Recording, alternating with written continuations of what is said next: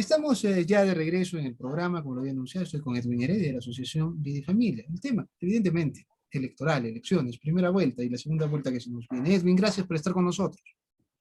A ti, Enrique. Edwin, había cosas que también se jugaban en estas elecciones y eran propuestas progresistas o conservadoras desde el punto de vista cultural. Y si lo pudiéramos simplificar en un lenguaje más cercano, podríamos decir los pro vida y los pro abortistas, si simplificamos un poco las cosas. ¿Qué ha pasado en cuanto a ese tema específicamente en la primera vuelta? Pienso, Enrique, que esa posición pro aborto, pro ideología de género, una posición liberal, ¿no? Ha sido derrotada porque la sostenían propiamente los grupos caviares, la izquierda progresista, representada por los caviares, ¿no?, conocidos del Partido Morado, también del Partido Somos Perú, de Salaverry, el partido de Verónica Mendoza, ¿no? Me parece que era Juntos por el Perú,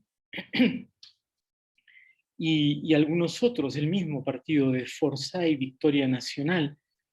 Es verdad que el partido de Avanza País también es un poco liberal en este tema, o bastante liberal, sin embargo, no ha hecho de estos puntos mayormente su bandera, como si los otros. Entonces, tanto el partido de Fuerza Popular como Renovación Popular, que me parece que son el segundo y tercer lugar, sí son partidos pro vida y pro familia. El partido de Perú Libre no me queda claro porque en algunas declaraciones el candidato Castillo pues se ha referido a que ellos son pro vida y pro familia. Sin embargo, me parece que el jefe de ellos, Cerrón, ¿no?, tiene una posición contraria. La verdad es que no tengo plena seguridad, no sé si tú conoces algo de ello. No, solo ambas cosas que tú has mencionado, solo que evidentemente Castillo se ha basado su pase a la segunda vuelta en la votación que ha venido de la sierra, de poblaciones quechuas y aymaras, en donde ese tema de liberalismo en temas de género y temas de aborto no pega. No, no hay un asunto que se ha visto allí bien. Así es que creo que él, inclusive visto por los sectores liberales, eh, piensan que él es más conservador incluso que Keiko Fujimori en esos aspectos, ¿no? Sí, no te sabría decir por qué. Eh, con respecto a Verónica Mendoza, por supuesto, ¿no?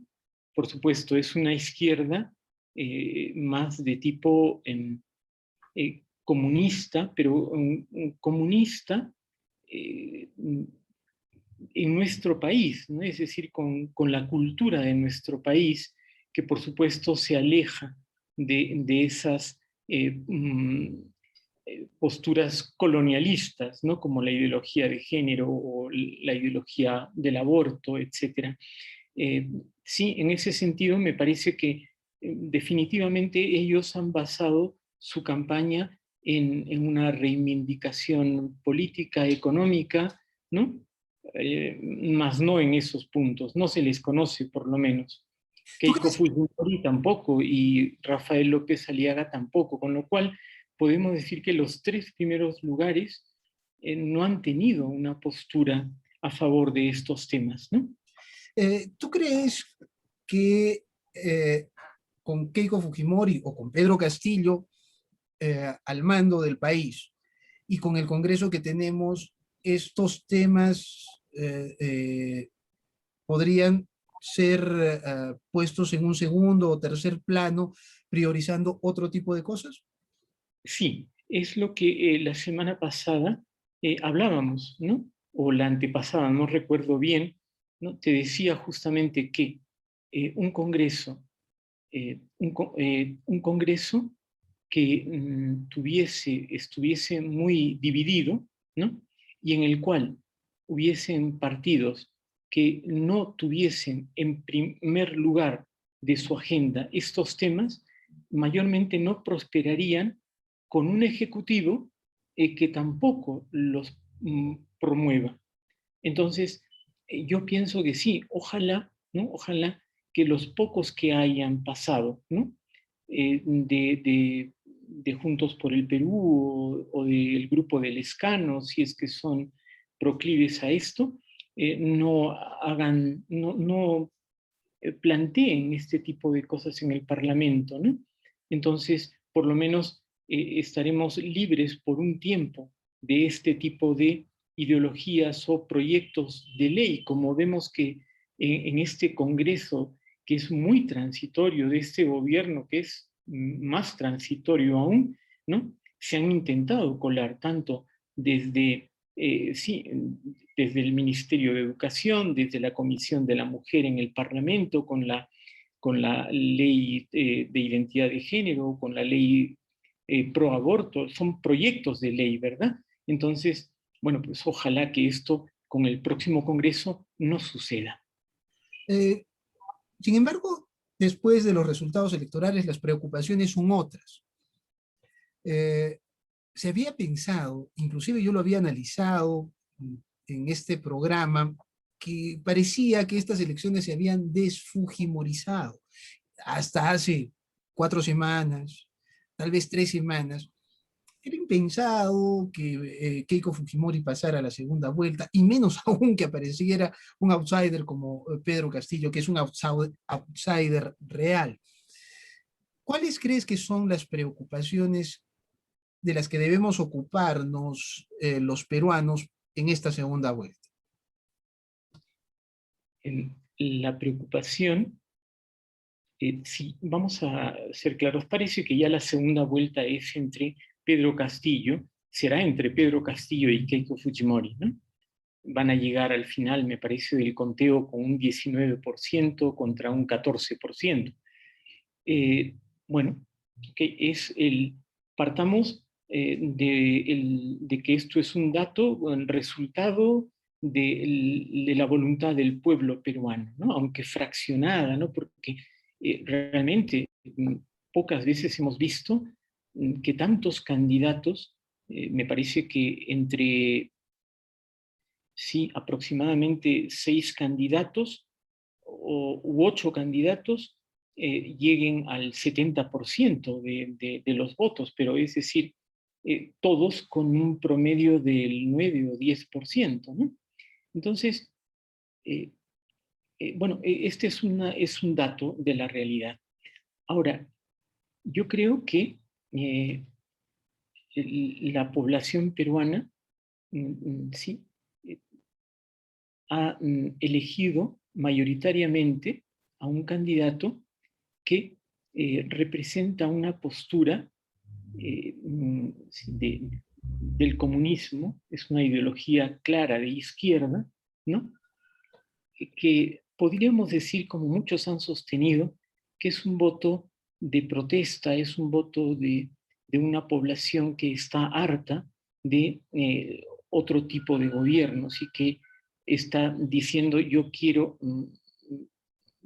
otro modelo y quiero pues concretamente a este, ¿no? A la izquierda, el 19% de la población peruana. Pero pienso, Enrique, terminando la idea, pienso que es el voto que le corresponde a la izquierda peruana, es un voto que se ha radicalizado, un voto de protesta, pero lamentablemente yo pienso que es una protesta que la calificaría de suicida, porque, es decir, no es una protesta que vaya a llevar a nuestro país o que critique, construya, sino es una protesta hacia un modelo cuyo, que no vemos que tenga posibilidades de éxito, porque busquemos en América Latina, alguno de los países como Cuba, Venezuela, Nicaragua, o alguno que esté bajo la ideología izquierdista marxista, y solo vamos a encontrar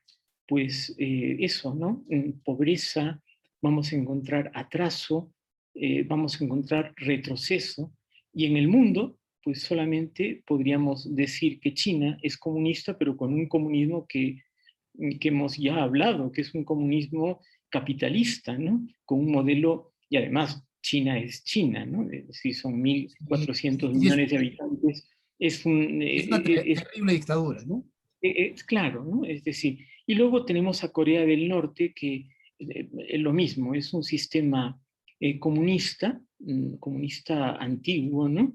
Y que vemos que se sostiene, se autosostiene, eh, aislado totalmente del mundo y con una dictadura férrea, ¿no? Entonces, sostengo eso, que el Perú ha votado, el Perú ha elegido, bueno, es un porcentaje relativamente pequeño, lo que pasa es que es el mayor de los porcentajes pequeños que han habido, pero que eh, es el hartazgo, la protesta, es como un puñal que nos estamos clavando a nosotros mismos.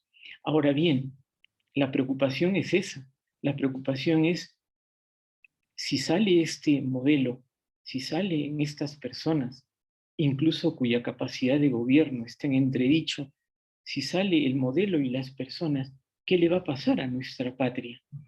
Y no Esa es es la también, preocupación mayor que yo tengo, ¿no?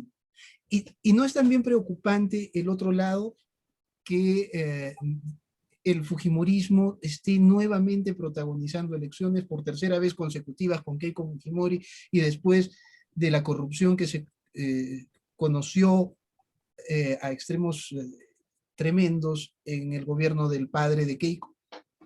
Sí, Enrique, yo diferenciaría, han transcurrido por un lado 20 años, Uh -huh. por otro lado, la corrupción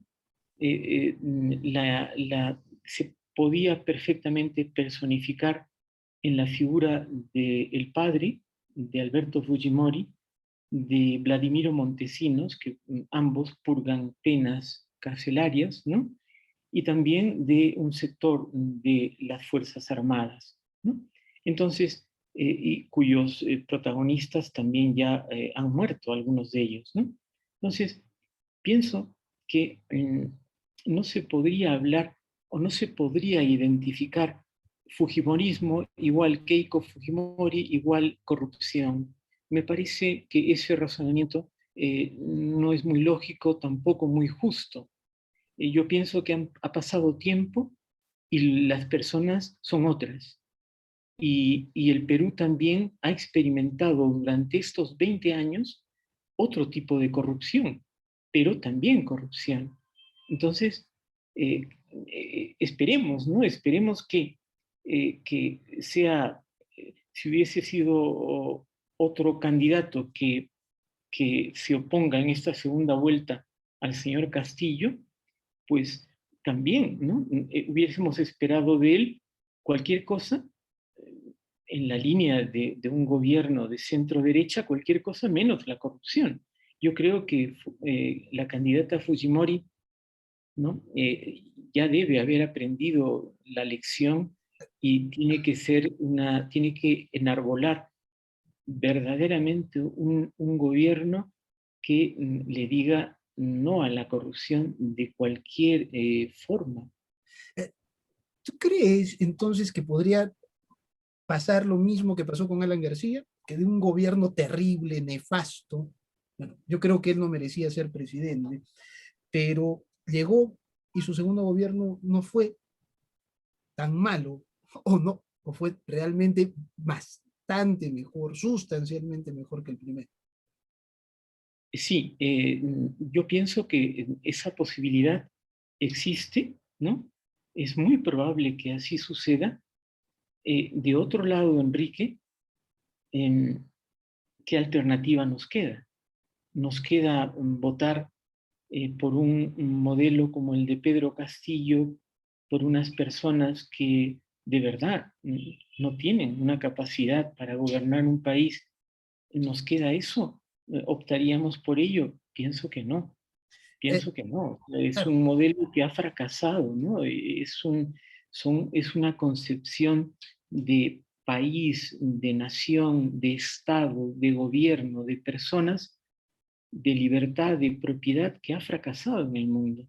Entonces, ¿qué nos queda, Enrique? Yo no es comparto la es postura de algo que, aquellos que se va a tener que discutir muy seriamente durante estos meses que quedan, este par de meses antes de las elecciones. Dime, ciertamente, eh, pero déjame decir que no comparto la postura de aquellos que dicen que como que dicen haber incluso jurado que nunca votarían por Fujimori y entonces ahora pues van a hacer eso. En principio yo no quiero que falten un juramento, evidentemente, pero me refiero al hecho de haber dicho yo jamás voy a votar por Fujimori y ahora menos. Entonces, ¿qué les queda? ¿Viciar el voto?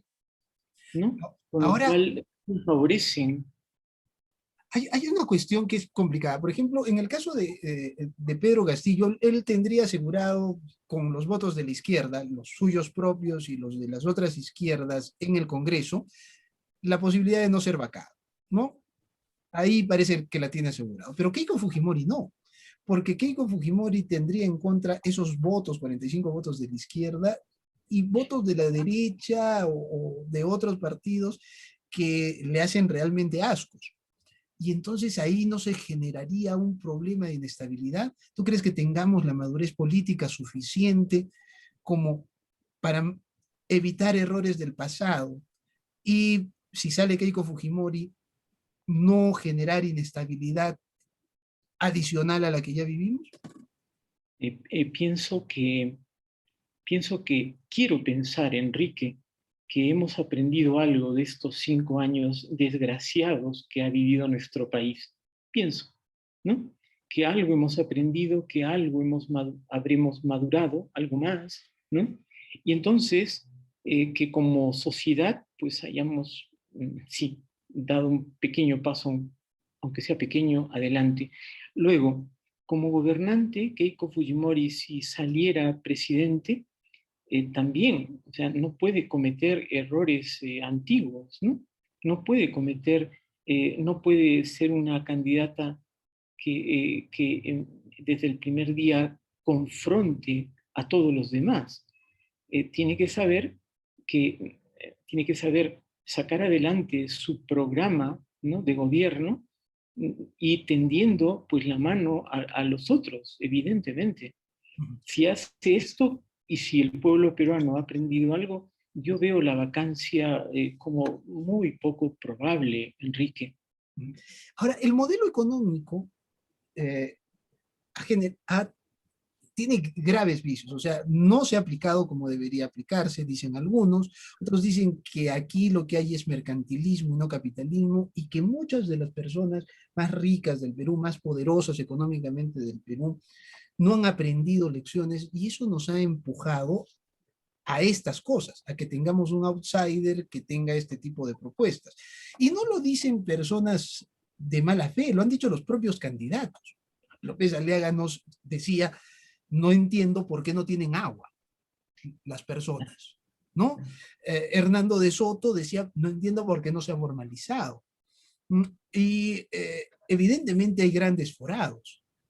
¿Qué ¿Cuánto de responsabilidad de que estemos en esta situación nada deseada tienen las personas que han ostentado el poder económico, tal vez el poder real en nuestro país? No, yo no le echo la culpa de la situación que vivimos ni al poder económico existente, que sin duda puede tener algo, ni tampoco al modelo, ¿no?, que el Perú ha seguido. Para mí la responsabilidad la tienen los gobiernos de turno que han brillado principalmente por dos cosas en estos últimos 20 años, para no irnos hacia atrás: por corrupción y por incapacidad. Es decir, dos cosas, Enrique, para ser muy concretos y responder a tu pregunta. Fíjate, este modelo económico que el Perú ha tenido, ¿no? Desde Fujimori, en los años 90, pero sobre todo, vamos a decir, el del 2000 al 2020, este modelo económico, siendo, no puede ser tan malo, ¿no? Cuando permitió que se reduzca la pobreza de los años 90 desde el 50% hasta el 20% en el 2011. Con Ollanta Humala empezó el declive y ya el 2014, el 2015, el 2016 la pobreza empezó a subir, 21, 22 y ahora está en el 30%. O más, Entonces, ¿no? ¿qué quiero decir? O más, ¿qué quiero decir? Que no obstante la corrupción y no obstante la incapacidad de los gobernantes, la pobreza, que es un indicador fundamental en todo desarrollo de un país, descendió. Hay una, Ahora, quiero hacer, ahora para terminar, Enrique, los que han votado por Pedro Castillo y la ideología comunista, ¿no? Fíjate, quieren que el Perú desarrolle, lógicamente quieren que no haya pobreza, pero son los mismos que no saben de dónde sacar el dinero y son los mismos que se oponen a que pueda haber dinero en nuestro país, inversiones, trabajo, ¿no? Desarrollo, porque se oponen a la minería, se oponen a la agroexportación, se oponen a la inversión extranjera. Entonces, yo no sé cómo, Enrique, no sé cómo, pero es que es parte de ese suicidio que hablé al principio, del que hablé al principio, porque, claro, buscan desarrollar el país, buscan bajar la pobreza, y yo les pregunto, ¿de dónde van a sacar los recursos? ¿De dónde? No entiendo. estamos con más dudas que certezas, más dudas que antes. Edwin, gracias por habernos acompañado, el tiempo nos ganó. Sí, Enrique, sí. Nos queda todavía, sí, casi 2 meses nos quedan y seguiremos seguramente hablando de este tema, eh, pero sí, es bien difícil porque aquellos que sostienen al candidato Castillo, con todo el respeto que me merecen, yo les diría que piensen un poco qué modelo de país quieren, ¿no? ¿Qué país quieren dejar a sus hijos? ¿Quieren acaso que nos parezcamos a los países fracasados que ya conocemos con esta ideología? Es la pregunta fundamental y no creo que ellos, aplicando la misma receta, vayan a llevarnos a un resultado distinto del que tienen Venezuela, Cuba, Nicaragua, etcétera, sinceramente. Perfecto, Edwin, te agradezco mucho. Ha De sido, nada, ha de sido Edwin nada. Heredia de la Asociación Vida y Familia. Gracias por habernos acompañado. Nos reencontramos mañana, de modo.